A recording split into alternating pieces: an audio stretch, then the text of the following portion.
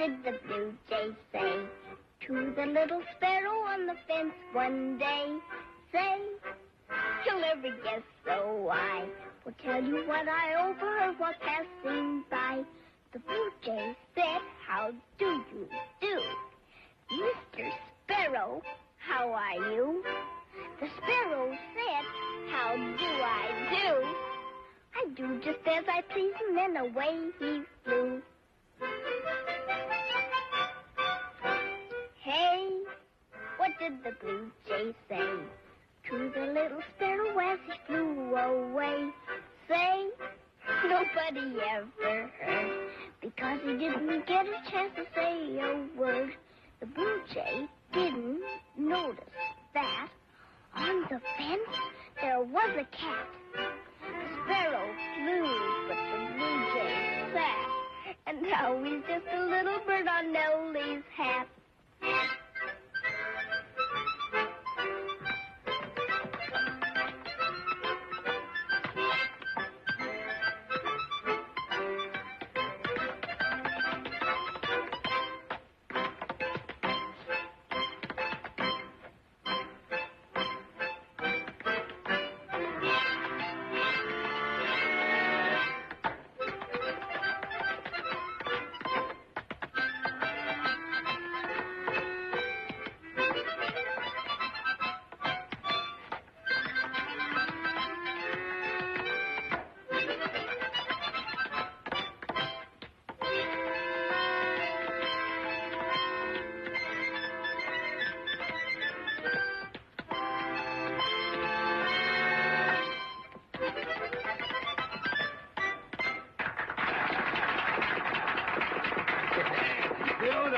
Beautiful. That performance touched my heart. I, for one, will contribute $1. Gentlemen? Yes. That's fine. Thank you. Thank you. Thank you. Thank you. Come on, fellows!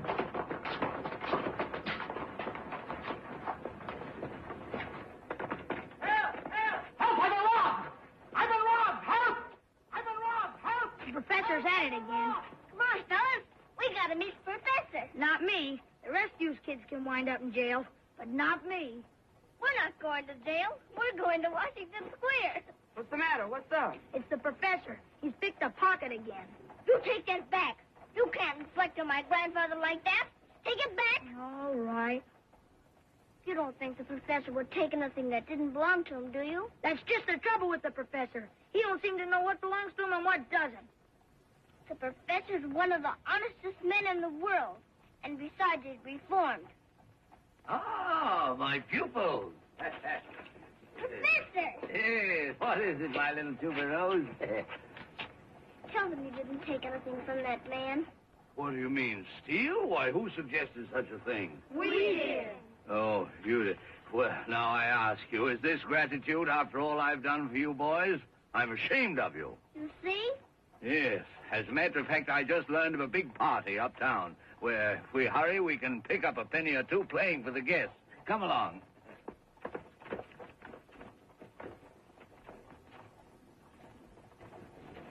Come on. Well, maybe he is honest. But if it happens again...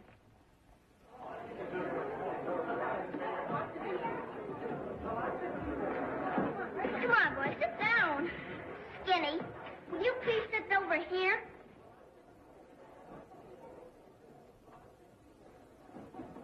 Cunning, aren't they? Especially that little one. Take off your hats. Can't you see you're in a swell house? Wouldn't it be amusing to have them play at our wedding reception? We could dress them up in... Ellen, you're not listening. Huh? Oh, our wedding. Yes, yes, of course. Ellen, What? never mind. Come on, boys, tune up. Stop sniffing like that. Here, use this. Certainly, they are thoroughly desperate. Stop mumbling, Jasper. Well, I can't understand your nephew bringing these filthy little street Arabs in here. And they'd steal your hoops if they could get their hands on them. I'll thank you not to get personal, Jasper.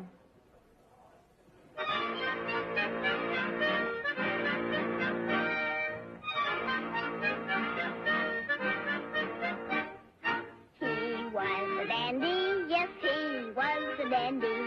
He was a dandy and she was a belle. She wore a bonnet with blue ribbons on it, and he wore a flower in his coat lapel. He was so handsome and she was oh so fair. While strolling on the avenue, folks would stop and stare. For he was a dandy, yes, he was a dandy. He was a dandy and she was a belle. She wore a bonnet with the stuffed tomato on it, and he wore a flower in his coat lapel.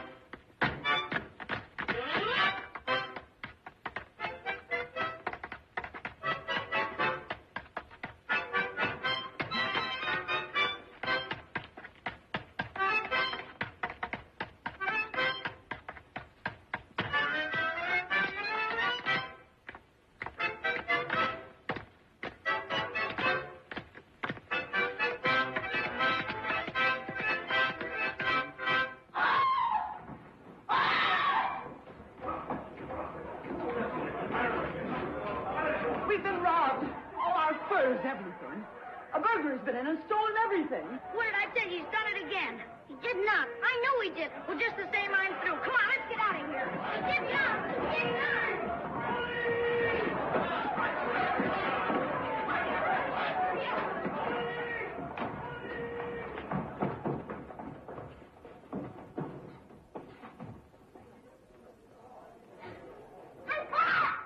Somebody broke in the window. What? I haven't any doubt but what these ragamuffins are part of the scheme, sent here to divert our attention from the thief. Will you stop mumbling? We've caught one of them. We'll take you right in. I don't know anything about it. We caught this one stuck in the balustrade. I trust you weren't injured in the struggle. Why, no, ma'am, not a scratch. Come here, dear. Don't be afraid. You and Jasper take these gallant officers upstairs and get a description of the things that were taken. Give my apologies to my guests and assure them I will replace everything. Doesn't this one go to jail? Oh, don't be an idiot. Come here. I didn't do anything. Honest, I didn't. I'm too little. Are you?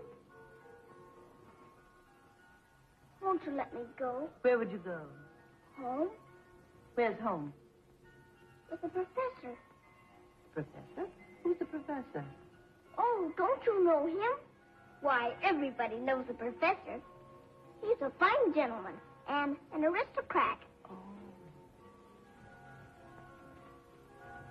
Is that cake? Who'll you find out? Help yourself, my dear. Hey, Professor! Wait a minute! What is it? Professor, they got her! The police! They got her! They got Dimples? Yes, sir! Oh, here.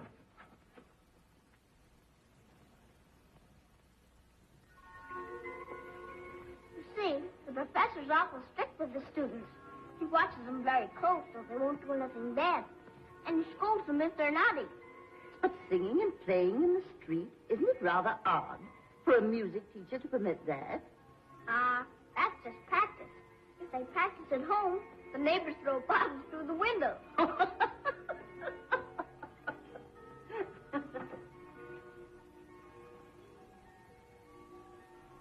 do you like best, chocolate or vanilla?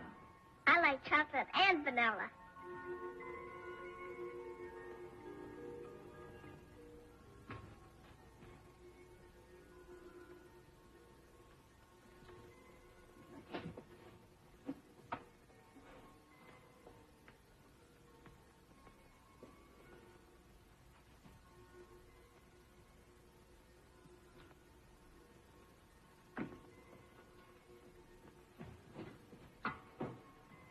I wish the professor was here. He likes vanilla cake. Help! Stop thief! Help! Stop thief!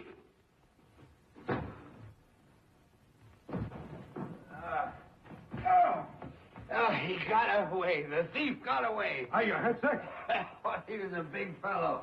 Too big for me. I'm not as young as I once was. What's going on down there? This gentleman almost caught the thief. Looks like he got nearly everything back. Wonderful. Won't you come in, sir? I'd like to see you. Oh, thank you, madam. I'd be delighted.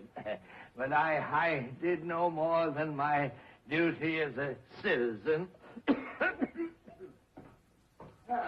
Not unlike the home of my childhood. Dimples, my darling. You're all right? I knew you'd come.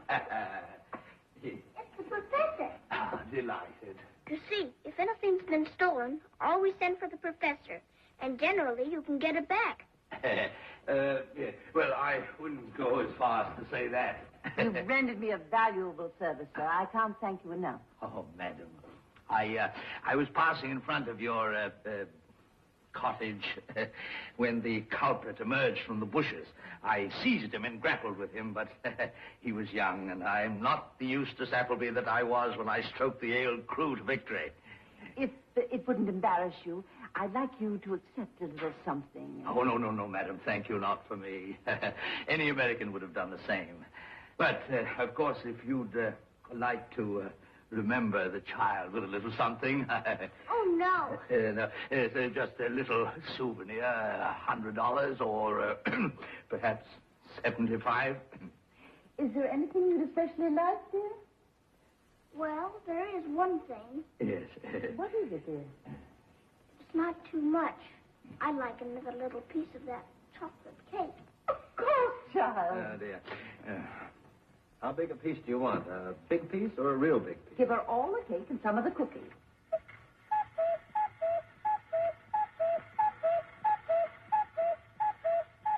Here you are, dear. Now tell me, where do you live? In the rookery, in Cherry Street. A rookery? Oh, Just sort of camping out. The depression, you know. oh yes.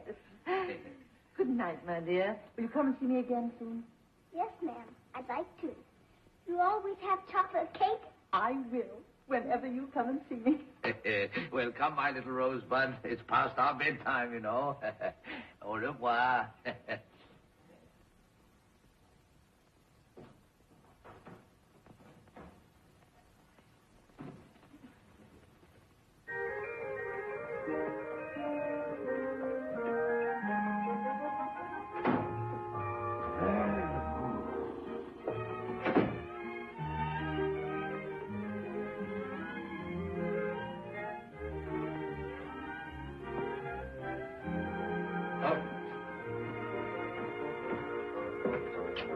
Cicero! Since I wasn't sleeping, I was just resting my eyes. Yes, well, this is hardly what a gentleman expects of a gentleman's gentleman. A fine way you choose to welcome your master home after the day's commerce. There should be a blazing fire, hot punch. Sure would be nice, but For years, I was never without my nightcap. I never knowed you had but the one hat, Missy. I have put up with your perpetual unconsciousness. I've overlooked your careless treatment of my establishment. But no one can remain on my domestic staff and speak slightingly of the Appleby wardrobe. I am known as the Beau of Cherry Street. As for you, Cicero, I have come to the conclusion that this apartment is not big enough for both of us. Maybe we could get a big apartment. Out of my sight! You're fired! More room. There's nothing I can do about it. Nothing, absolutely nothing, Cicero. Our paths part. know now what time you want me to be back in the morning? Oh, I should say 7:45, Cicero, as usual. That's all right. I hope you find your cat.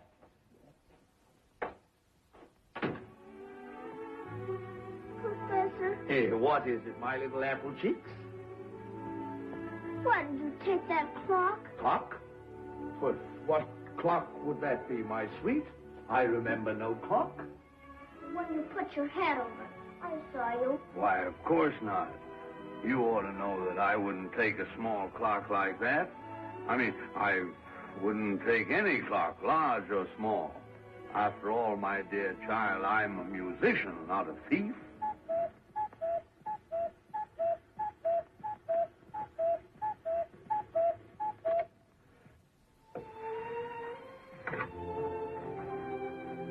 All right, Professor.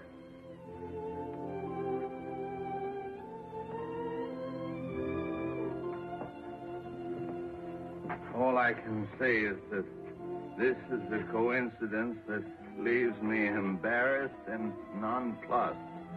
I wouldn't convict a dog on circumstantial evidence, and yet it's as broad as it is long. I admit that now and then I'm tempted to pick up some small article that doesn't belong to me. But on the other hand, I'm just as likely to leave something behind that's mine. I didn't leave my hat at Mrs. Drew's, did I? Oh, no, Yes. Would you like me to give you a bird call or two? Maybe the whippoorwill at twilight to help you to go to sleep? No.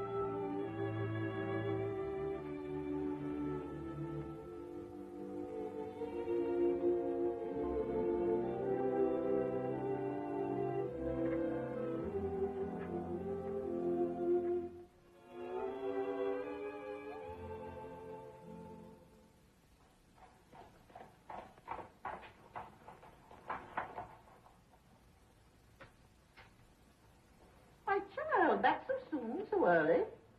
I brought it back. Brought what back? The cuckoo clock. Why? What on earth are you doing with this? Well, I stole it last night. Well, It's a funny thing about me. I'm so wicked. Isn't it awful? you stole this? Right under your very nose. I really don't know what's to become of me. I'm so bad. Professor says he doesn't know. He says I'm going to wind up in the penitentiary, if not in jail. Are you sure someone else didn't take this? Oh, goodness. You don't mean the professor, do you? He wouldn't take it. He's too honest. He made me bring it back. Are you going to have me arrested? Well, I really believe I should. But I don't imagine you're a very hardened criminal. Come in. Colonel Loring, Miss Betty, to see you, ma'am. The Loring? Yes, ma'am. And the colonel is raving something awful, Mrs. Drew. Well, don't stand there, Rufus. Yes, ma'am. Tell him I'll be right down. Yes, ma'am.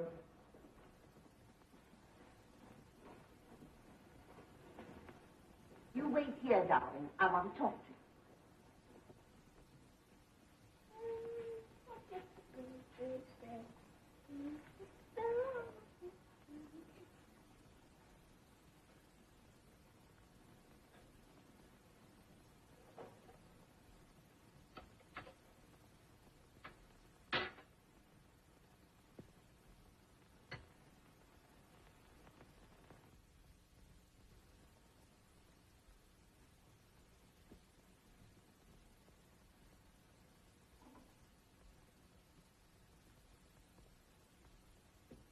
Well, if it isn't Miss Appleby.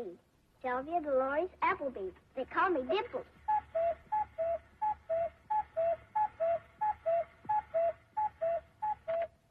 You like that, Cuckoo? Us Applebys know all about birds. Someday I'll have the professor come over and do some cuckoo calls for you. He can cuckoo even better than a cuckoo can cuckoo. Quite a talented family. Oh, yes. We Applebys are very talented. Why, the professor used to be the best actor in the world, he says. I suppose you want to go on the stage, too. Someday I'm going to. I'm going to play Macbeth, just like the professor did. Wouldn't you like to play a younger part? Say, a little girl like yourself? Well, maybe. Just to begin with. I'll tell you what you do. You have your grandfather take you to the National Theater to see a friend of mine. Beautiful young lady. Here. I'll write her name down for you.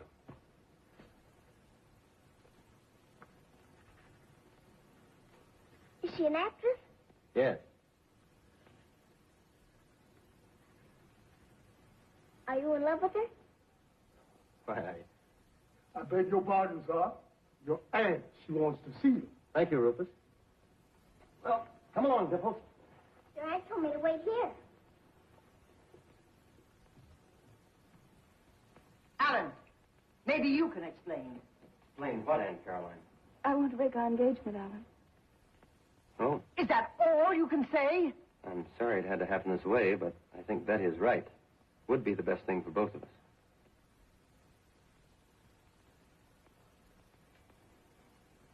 But why? I don't understand. You see, Aunt I'll Caroline... tell you why. It's common gossip that Alan has become involved with an actress, that he spends most of his time with these low people of the theater. Why, he's even talking about putting up money to produce a play for this creature. I regret that I had to tell you this, Caroline, but it's time you knew.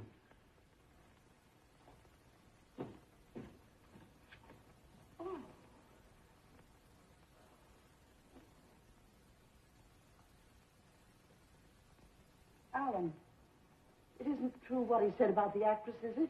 I'm afraid it is, Aunt Caroline. Of all things, an actress. Alan, how could you? You know how I hate the theater and all that it stands for. I love her, and we're going to be married. Married? Alan, you can't do it. I won't let you ruin your life. My mind is made up, Aunt Caroline. You're an ungrateful, disobedient, shameless boy. And as long as you stay in my house, I must insist that you observe my wishes. In that case, I'll have to look for another place to stay. Alan.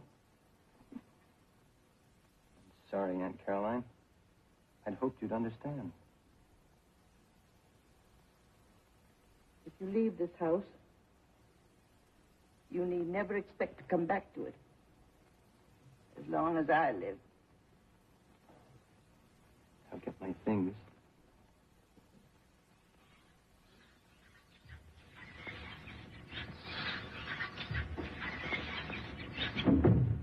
Child, are you hurt? I don't think so. Nope, I feel deadly. Oh, you frightened me. Oh, that was nothing. Once I fell off the roof of McGuire's saloon. Good heavens, were you hurt? Nope, I fell on Mrs. O'Casey. Mrs. O'Casey? Yes, she's fat and very soft. Once I was leaning out of the hayloft and Skinny waved to me, and...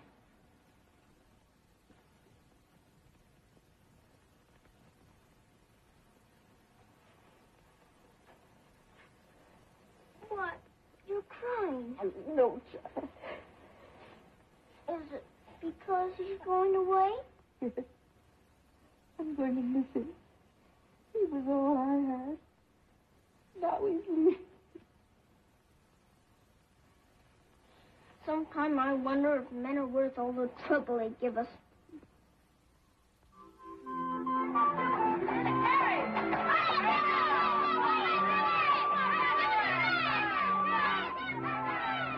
Hello, Mrs. O'Casey. Hello. Hello, Dimples. How are you, Mrs. O'Casey?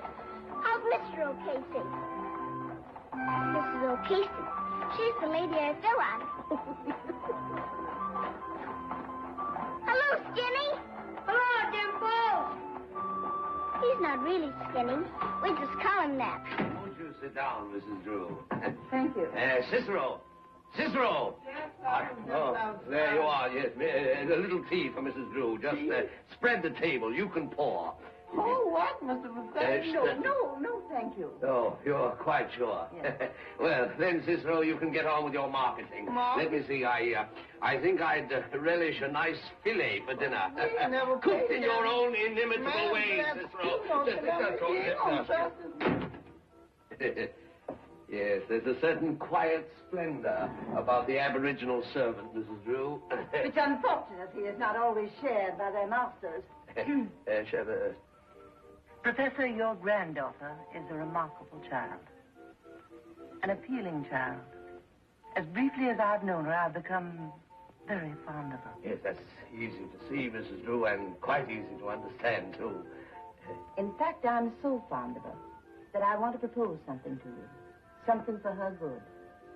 I'm going to ask you to let her come and live with me. And let me do all that I can for her. You mean that I should give Dimples up? This sort of life isn't what a child should have. You understand that. For all your love and devotion, you aren't helping Dimples. You're hurting her. You may even ruin her whole life. But I love Dimples. I know that. That's why I'm asking it of you. It wouldn't mean a complete separation. You could come and see her whenever you wished. Perhaps I could help you, too. Huh? Perhaps I might ease your life. Provide you with a sum of money, say, $5,000. $5,000 for Dimples? 5,000, if you let her come and live with me. Oh. I must run along, Professor. Sure. You give a lot of thought to what I've said. I'm sure you'll agree with me. Goodbye, darling. I'm going to see you again soon.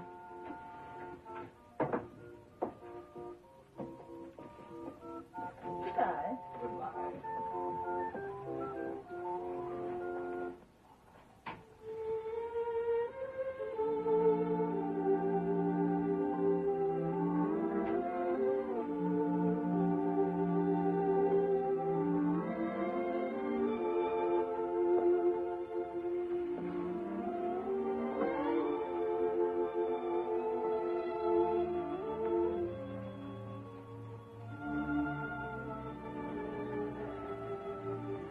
Don't sell me, Professor.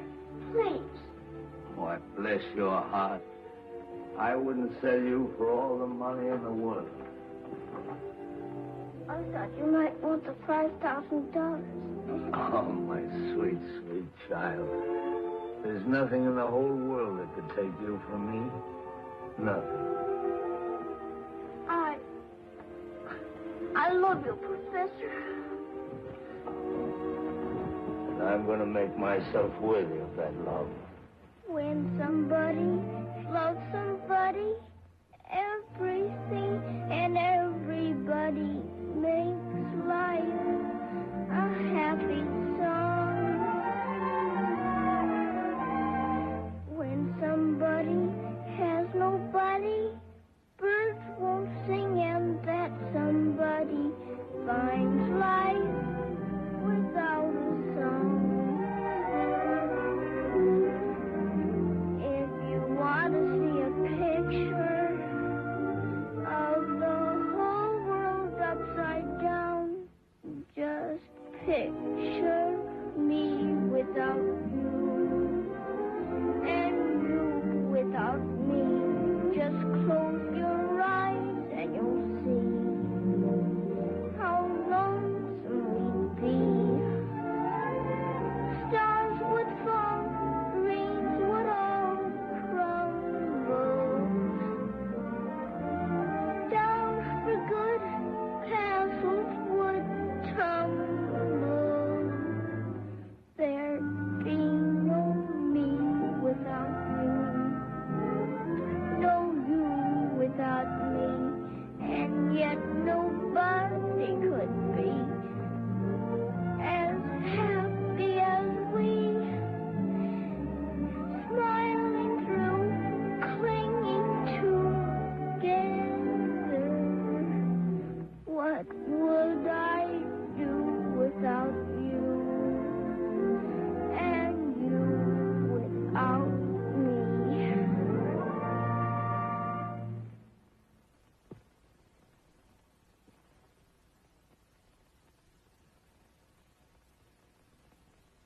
it's all for the best, Alan. You're free now. Of course. I just feel sorry for Aunt Caroline. Done so much for me. If she knew I'd actually gone into the theater business, well, I believe she'd change her name. That's better than what you thought she'd do. Cut you off without a cent. Oh, she did that. She did? Yes. But I have some money of my own. That's how I'm able to do the play. All the same, I hate having to hurt her. You've made me happy. Isn't that important, too? So important that I'm glad I gave up everything else to do it. And I'm going to have my name on the bills and star on my dressing room door. A dozen stars. Remember now, we start to leave the minute I refuse his first offer. That sounds like Professor Appleby. I sent for him to talk about his grandchild. She'd be perfect for the part of the little girl. It's mighty shrewd of Drew to send for me. An actor of my reputation can't hurt him. After all, Well, I knew it was you. Come in, come in. Yes. Yes. This is Professor Appleby and his granddaughter. Sylvia Dolores Appleby. But they call me Dimples. Oh, yes. Miss Cleo March. Oh, I'm greatly honored, Miss Marsh. Hello. Miss March has the leading role in our new play. Ah, opposite me, I suppose. There's nothing I like better than to get my teeth into a good romantic role. But soft, what light through yonder window breaks? It is the east, and Juliet is the sun. Arise. Rise. Arise, fair sun, and kill the envious moon. Yes. Arise, fair sun, and kill the envious moon. Isn't he simply wonderful? I was quite a matinee idol in those days. I still get letters from ladies in the towns where I played. Yes. Yes. Landladies. No. Shakespeare isn't exactly what I had in mind. Oh, no? Well, do your bird calls. They're beautiful. Yes. Mr. Drew, you'd better close your windows. Your room will be full of birds. Oh, I don't mind that. Oh, very well. Let me see. Yes, the robin calling to the blue jay.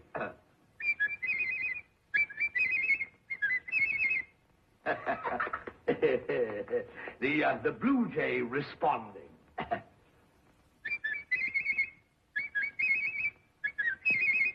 Isn't that simply wonderful? But they sound the same to me. I can't tell any difference. Aha, but the bird can. Yes. Well, what I wanted to talk about was you, Dimples. Oh, you want her, too? Well, you're shrewder than I thought, Mr. Drew. My granddaughter and I make an excellent team. Just watch us. Cicero, the fling.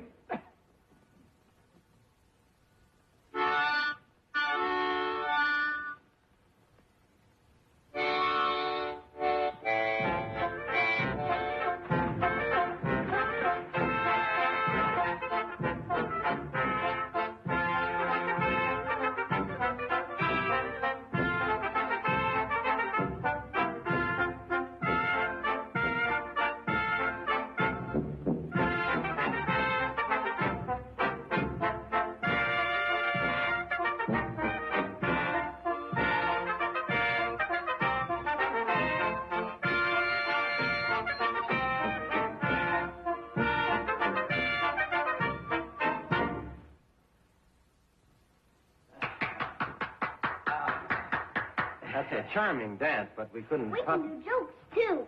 Yes. Look, Professor, I sent for you because I wanted Dimples for a part in the new play I'm going to produce. I hate to disappoint you, but I wanted her, not you. Well, that's fine. Couldn't you fix it so the professor could do it instead of me? I'm sorry, but the part is for a little girl. Then you'd better get some other little girl. I wouldn't be any good without the professor. Your grandfather could work right along with us if he wanted to. Yes. The theater business is new to me. I could use a helper, sort of an assistant. Sir, I've never been an assistant in my life. Oh, I'm sorry. Yes, but I'll make an exception in this case. Splendid. Yes, I congratulate you, Mr. Drew. No Appleby has ever been associated with a failure. And with us in your organization, your play is a success already. Didn't I tell you it was wonderful? Quite. You're going to do a beautiful play, Dimples. A play that's never been produced before. It's about a little girl named Eva who tries to help the slaves down south, and an old colored man who loves her named Uncle Tom.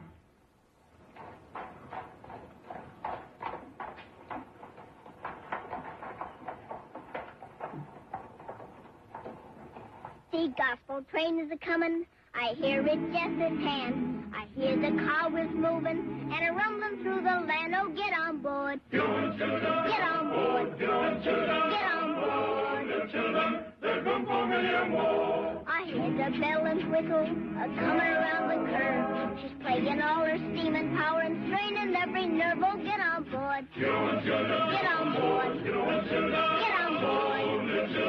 There's room for many more. The fare is cheap and all can go to rich and poor are there. No second class on board this train, no difference in the fare. Oh, get on board. Get on board. Get on board. There's room for many more. She's there and now the station. Oh, sinner, don't be vain. But come and get your ticket and be ready for this train. Oh, get on board. Get on board. Get on board. There's room for many more. Oh, get on board. Get on board. Get on board. Little children. There's room for many more.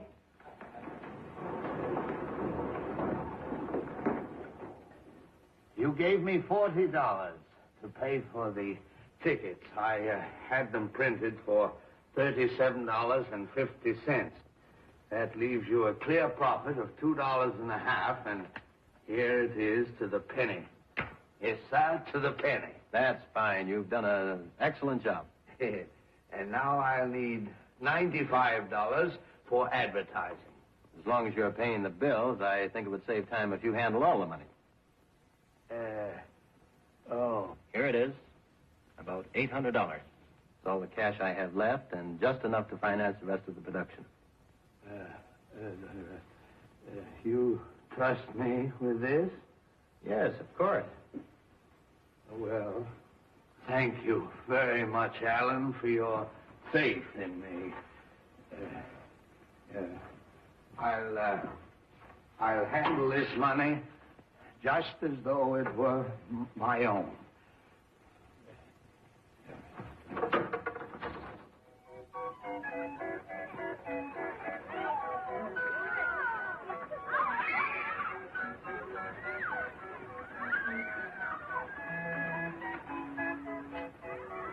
Professor, Here. what does that sign say?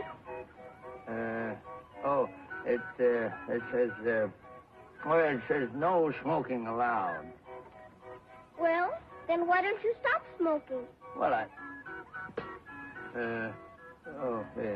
Well, I'll give you $600. Sir, do you realize that this was Napoleon's watch, given to him by Josephine the night before Waterloo? Why, it's worth $2,000 if it's worth a cent. I'll put it up to a stranger. Ah, there's a gentleman who looks like he might know something about antique jewelry.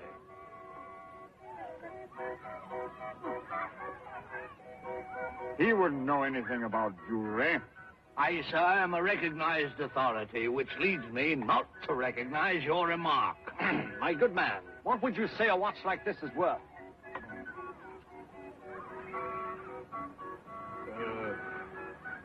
That's a superb antique. I had one just like it myself. There you are. And I never saw this gentleman before in all my life. I'll give you $700 for it. I haven't the money here, but if you'll come to my bank in Harlem with me, I'll give you $800 for it. I'm sorry, gentlemen. Yea, it grieves me. But my boat is departing for the Orient in half an hour. And, well, I guess I'll have to give it to Richards. You're a very lucky man, sir. Just a minute. Can I talk to you a second? Oh, yes, of course.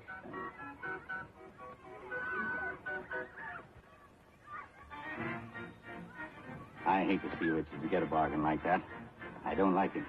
No, I detest him. Now, if you could get hold of that watch and come up to my bank in Harlem, I'd take it off your hands. And I'll give you $10 for your trouble. Could you make that $15? You drive a hard bargain, sir. But I'll do it. There you are, sir. $700. Just a minute. I'll give you $800 for the watch. But I haven't got any more money. You said it was mine for $700. Oh, no, this gentleman gets it for $800. Thank you very much. I consider this a great favor. Well, look here, that's hardly fair. I came here with $700 to buy a watch and you give it to somebody else. Here's the watch. Watch? What watch? Well, it is Napoleon's watch. You were the wrong man. I'm not Napoleon. You're not, no, but you said you told me to when Why, I never saw you before in my life. You, well, here,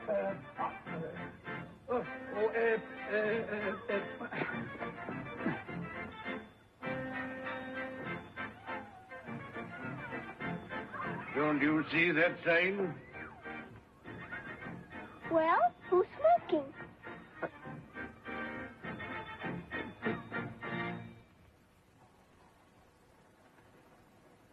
Well, seeing you're a friend of mine, I'll give you $1.50 for it. $1? You don't understand. This watch belonged to Napoleon. You did, eh? Yeah. Well, that makes it second-hand. Sir? Oh, Tom, my boy, the whole world is empty as an eggshell. I know it, Martha, I know it. Seems to be given to children. There you are, Professor Appleby. We've been waiting for you. Yes? Well, gentlemen, to what do I owe that honor? Well, we supplied you everything for your play. We're the creditors, one might say. And Mr. Drew told us that you would give us our money. Money? What money? Why, the money that Mr. Drew owes us for the scenery. And the costumes and the... Oh, yes, that money. But, gentlemen, you're surely not suggesting that Mr. Drew and I intend to defraud you. Mr. Drew, you told us that he would pay us our money. Well, yes, of course. Pay them, Professor. Well, I don't like their attitude, Alan. I never heard of people doing business this way. Oh, why argue? Pay them and get it over. Well, the truth is, I find myself a little short. Short? Yeah. How much? Well, it's around $800. That's all the money I gave you. But it wasn't my fault, Alan. I was cheated. Really, I was. But that's all the money I had. And I was stupid enough to trust a scoundrel like you. Why, you blundering old fool. The professor said that you'd pay us now. What about it? Sorry, but you heard what he said. Well, you're certainly going to pay me, and nobody's going to put anything over on Emery T. Hawkins. And you're not through with me either. That's what I get for giving credit to a bluffing upstart. Come on, let's haul this stuff out. I'm going to send a wagon for myself. Come on.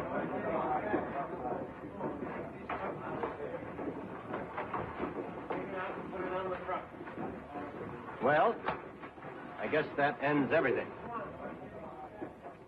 I didn't mean to do it, Dimples. You see, You broke your promise to me. but the man swore to me, gave me his word. You told me you wouldn't steal anymore. But what I really meant, I mean, I didn't buy the watch for myself. You said you were going to be honest. Well, I guess I'm not much good. Maybe you'd be better off without me. But I thought you had money, Alan. I did have. Enough, anyway. I guess I didn't take care of it very well. Well, what are you going to do now? I suppose I can get a job somewhere and maybe save up enough money to do the show. That needn't change our plans about marriage any, Cleo. I don't suppose money is very important to people who are really in love. You can say that because you've always had money. Perhaps. I'm afraid, Alan, that this changes everything. Then you're not really in love with me. Oh, you mustn't say that, darling. I'll run along. Goodbye, Alan. Bye. I'm awfully sorry, Alan. Look here, Drew. It's all right for the rest of them to take their things back and sell them again.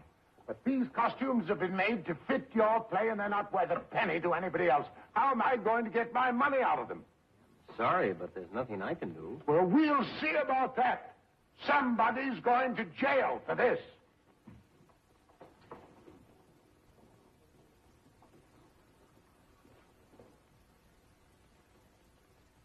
Mrs. Drew, do you still think I'm worth $5,000?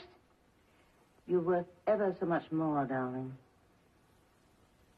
And do you still want me to come and live with you? I can't think of anything I'd like more. All right, I'll come. Have you got the $5,000 with you? I'll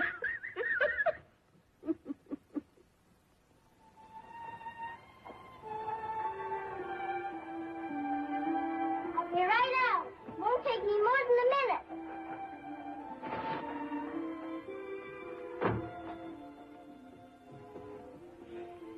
So you're really going? Yes, Professor. Well, I knew it was the best thing for you.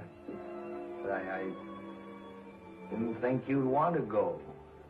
Well, it's like Mrs. Drew said.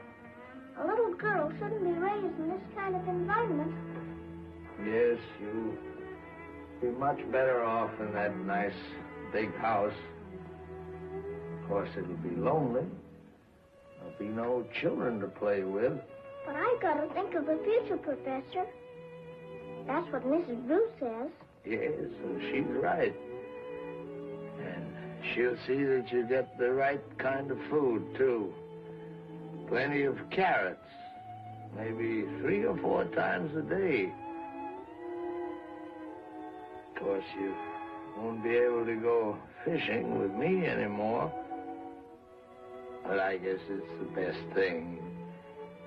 Fishing isn't any too good for little girls. I like fishing fine.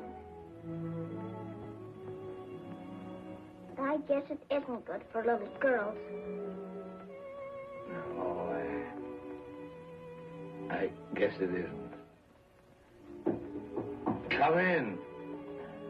Well, I think I'll be going. A note from Miss Drew, sir. Are you ready, miss? I'm ready.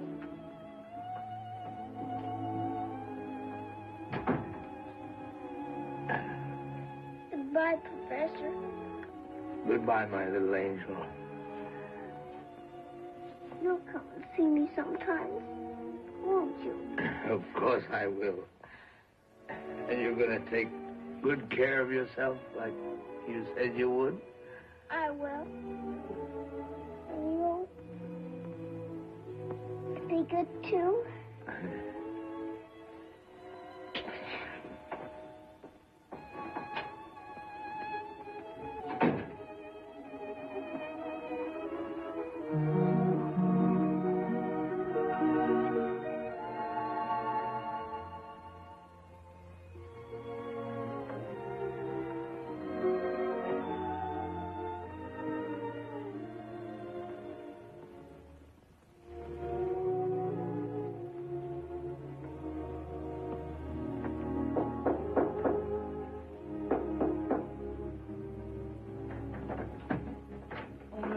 There's a man without a policeman, Mr. Hawkins, to see you. I'm not here. Tell him I'm not here. Yes, Mr. Hawkins, he's gone. Not here, eh? Listen, Appleby. I've come here to give you one more chance to pay for those costumes. If you don't, I'll have you in jail in an hour. You'll have your money tonight. I might have known you'd try that. I should have sent the law. I made a mistake coming here myself. You certainly did, Mr. Hawkins. And if you don't get out, I'll be tempted to pull off one of your arms and beat your head in with it. Yes, I didn't know you were going to start just now.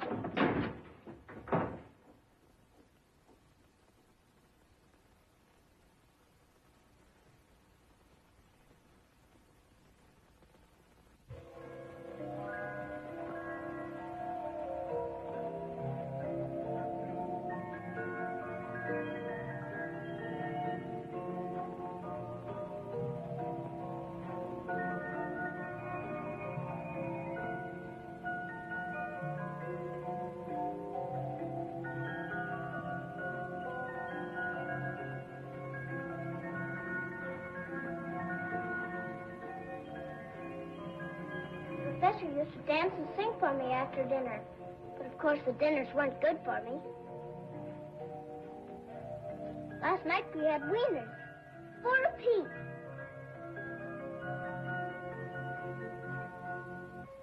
Can you do bird calls?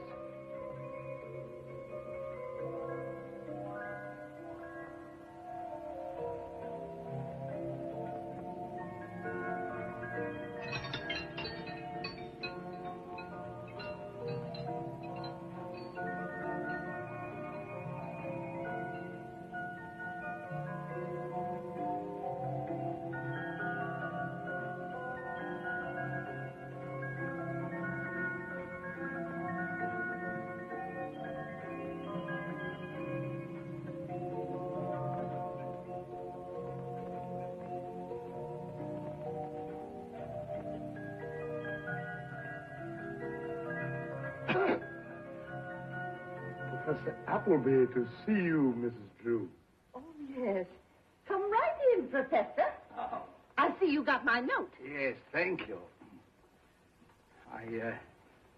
I guess it's better for everyone concerned. Dimples will be happy and my debts will be paid. And as for me, I guess I ought to be glad to know that Dimples has such a fine home. You won't be sorry for this, Professor. I wonder if I might see Dimples for a minute just to say goodbye. Oh, yes, of course. Rufus, take Professor Appleby to Dimples' room. Yes, thank you.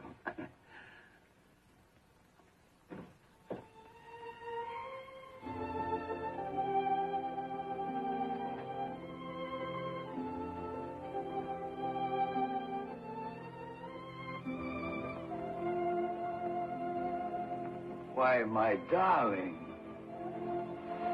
Oh, Professor. Oh, what's wrong with my little girl? Aren't you happy here? Oh, yes. Yes. I'm very happy. I hurt my finger. Well, are you sure? Of course. There, that's better, isn't it? There we are. And you can see this lovely dress Mrs. Drew bought me. Yes, it's beautiful. Must have cost a lot of money, huh? And she's going to buy me some dolls, too. 3 of them. Ah, you're a very lucky little girl. And I'm happy to know that you've got such a nice home. It isn't every little girl who can have such a good environment. Oh, my darling. I'm going to take you home. No, Professor. Mrs. Drew says I'm going to have a lot of advantages here. Yes, but no place is nice for my little girl when it makes her cry. You're going home with me. But if I stay here, you won't have to go to jail. You could give Alan back his money. Oh, I won't go to jail, sweet.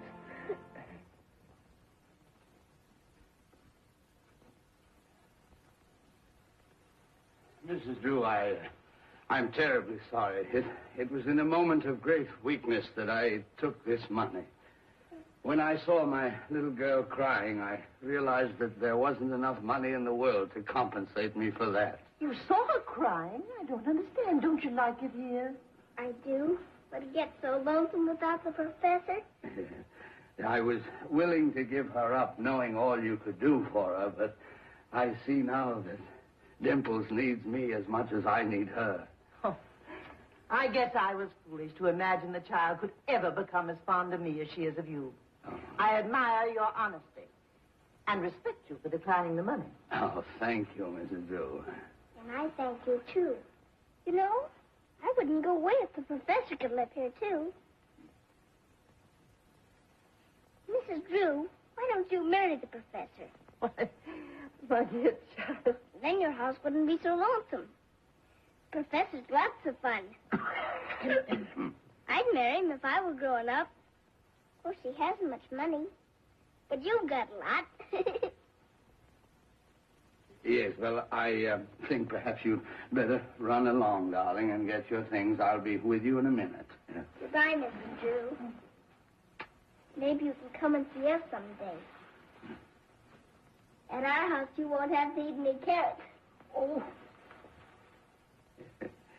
Well, goodbye, Mrs. Drew, and thank you for all your kindness.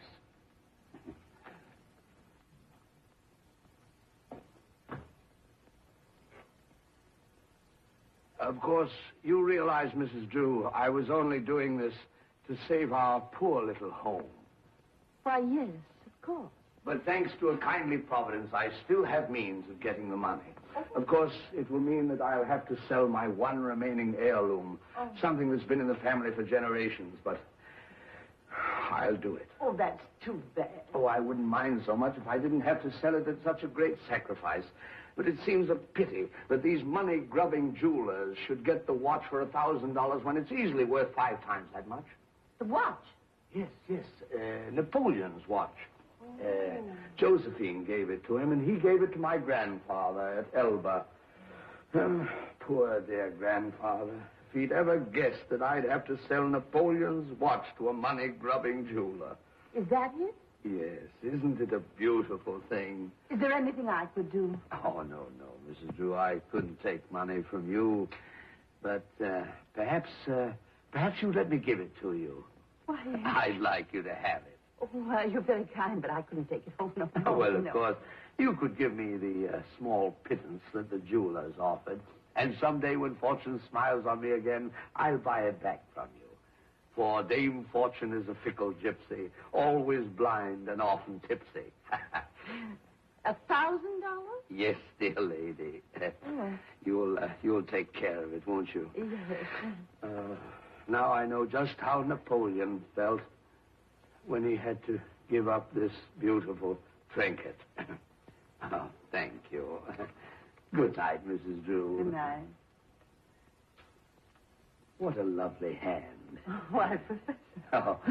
Oh, pardon me. I forgot myself. I didn't realize my position.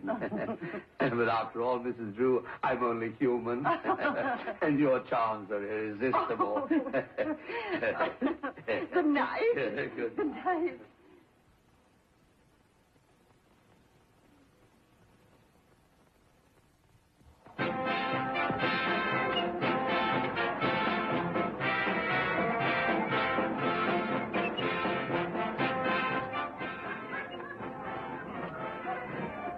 $0.35 for one ticket? Well, opening night prices are a little high, but those are the best seats in the house.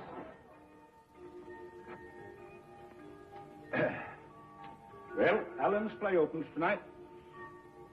I'm afraid that Betty is still fond of Helen, but I've forbidden her to see him. Have you? Yes, the theater has ruined that young man. Can't we speak of something else? Oh, yes, of course, Betty. Oh, by the way, I thought you might be interested in an old emerald ring that I picked up at auction. 500 years old. One of the finest things in my collection. I know so little about these things. By the way, I have something I think might interest you. The watch Josephine gave Napoleon. Oh. Professor Appleby had it in his family for many years. Ooh.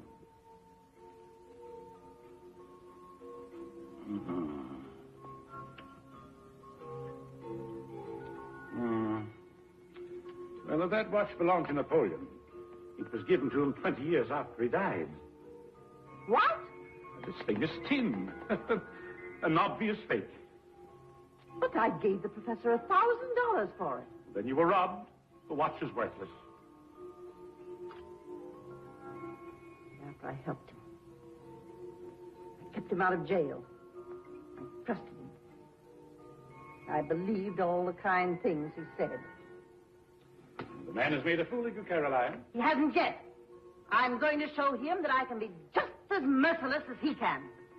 Get your hat, Jasper. We're going to the police station. Can you see her? Who, darling? Oh, don't pretend. I know you're looking for Betty. I don't see her. I don't suppose she'll be here.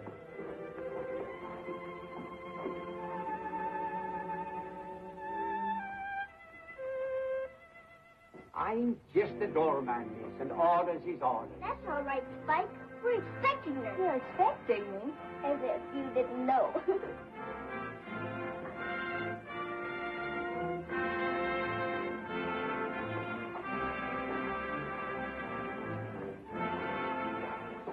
you find her yet?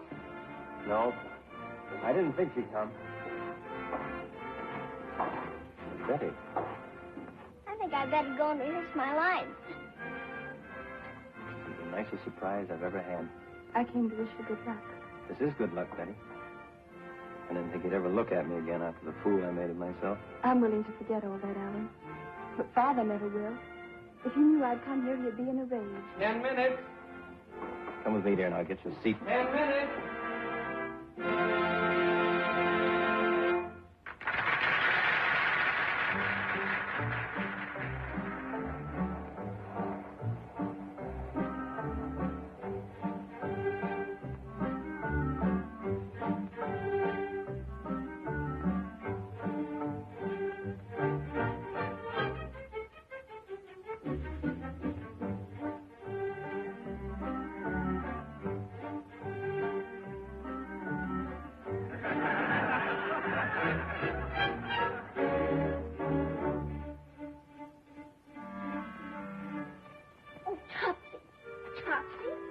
You've been very bad again. We want to see Professor Appleby. Well, you'll have to wait here. I'll see if I can find him.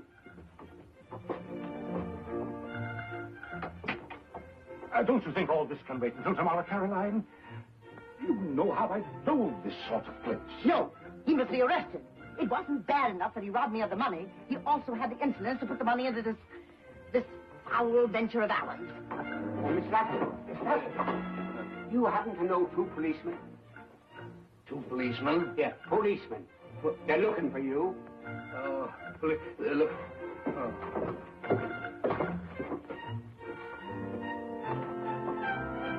Yes, I know.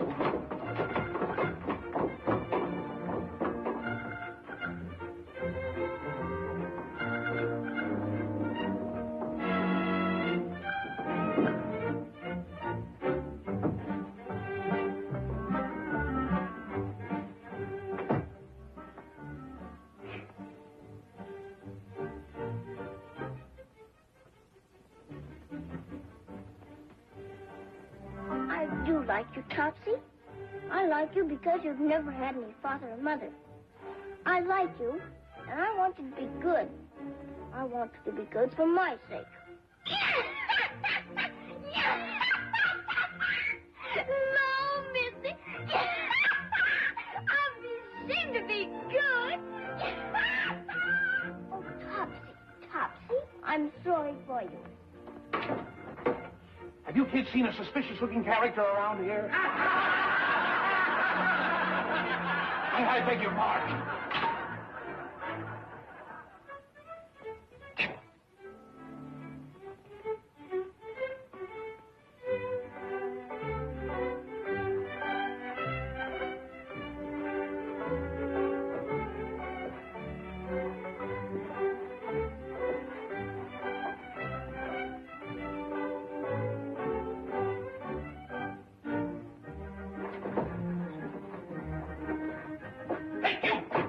What are you ducking in and out of the place for? Are you trying to hide from somebody? Who, me? Yes, you.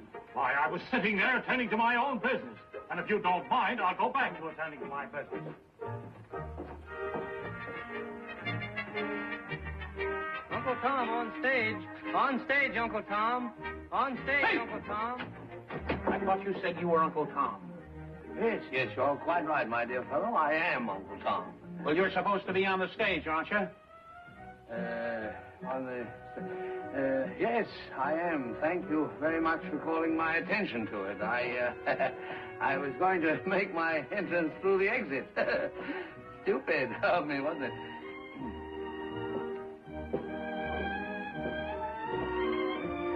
On stage, Uncle Tom. Uncle Tom! Uncle Tom!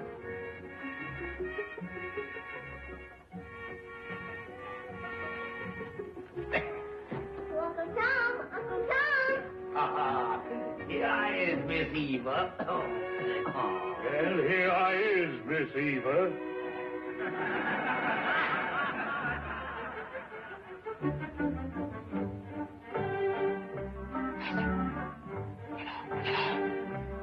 Goodbye.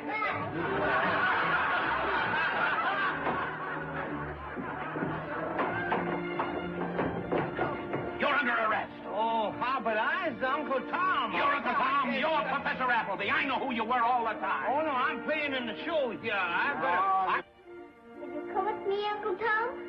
Yes, Miss Eva. My only duty is to tend to you.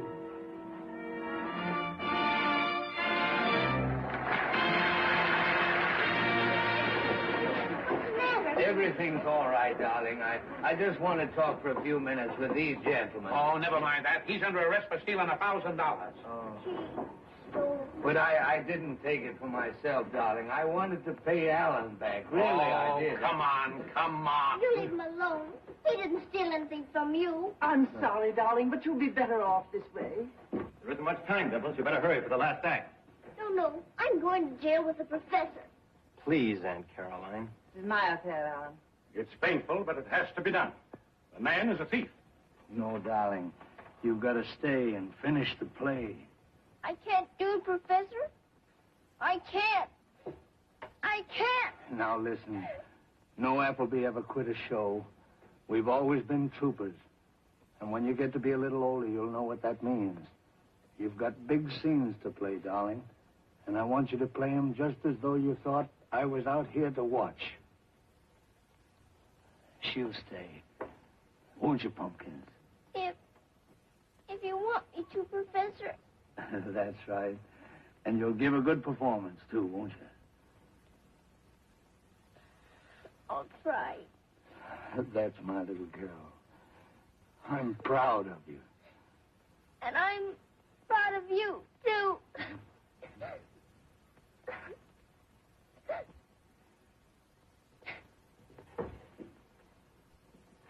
Well, I'm ready to go now. Oh, swing low, sweet child. Kindly sit down, Miss Box, until the scene is over. Young man, are you suggesting that we witness this foul exhibition? We certainly will not sit down. Come along, Jasper. Please, the show is on. You'll have to sit down and stop talking. I will Our not presence here remain does in the not theater. indicate that we are degenerates. Officer, can't you make these people understand? They'll disrupt the show. Oh, very well, Jasper. Let's not make a scene. Come on in here. It'll only last a minute. Swing low, sweet chariot. Betty's here. She's dead. Carry me home. Well, you're looking much better, dear. In a day or two, you're going to be as strong as a lion. No, Papa. You needn't pretend. Because I know You know what, dear? that I'm going away. And very soon. Oh, my baby, you mustn't think those things. Well, I wouldn't be surprised if you were out of bed by tomorrow, playing in the garden with Topsy. No, Father. The angels told me. They told me last night when my head hurt so. They're going to take me to heaven. There, now, you'll feel more cheerful when you've had a nap. I am cheerful, Papa, because heaven is beautiful. But I miss you. You're not going to leave me, my pet. Not for a long, long time. And there's something else that makes me sad. Can't something be done for Uncle Tom and his people? What do you mean, dear? They love their children as much as you love me. Uncle Tom loves his children. Please do something for them. Anything I can, dear. Eva. You'll give Uncle Tom his freedom, won't you, Papa? I will, dear. I will. Eva. Eva. I can see those great gates. They're made of pearls. They're opening wide. There are the angels. They're calling for me. I'm coming.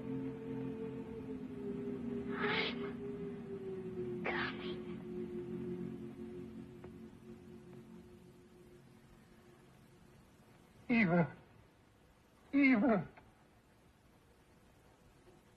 She doesn't hear it. It's over. Praise the Lord, Master. It's over. Oh, swing low, sweet chariot, coming for to carry me home. Oh, swing low, sweet chariot, coming for to carry me home.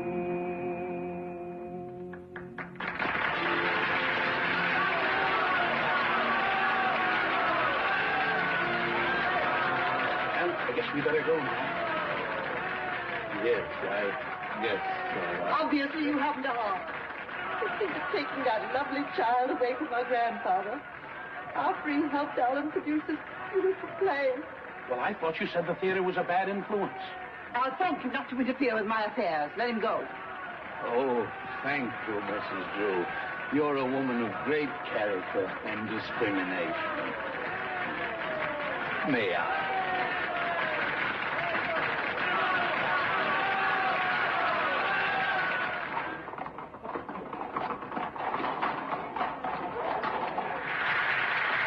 Wait!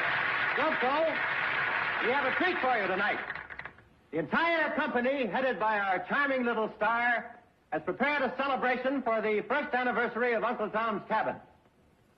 Out of the South has recently come a new form of entertainment. Our company wishes to be the first to present it in New York. If it is your pleasure.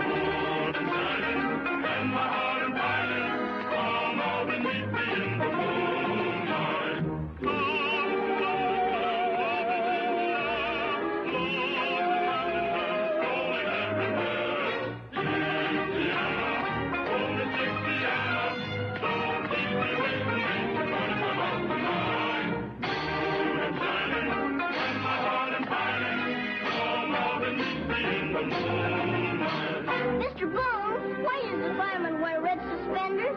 Well, our tape is in a lockdown. I don't know. You say, how come a fireman wear red suspenders? Well, the reason the fireman wears red suspenders keep his pants up. I don't know.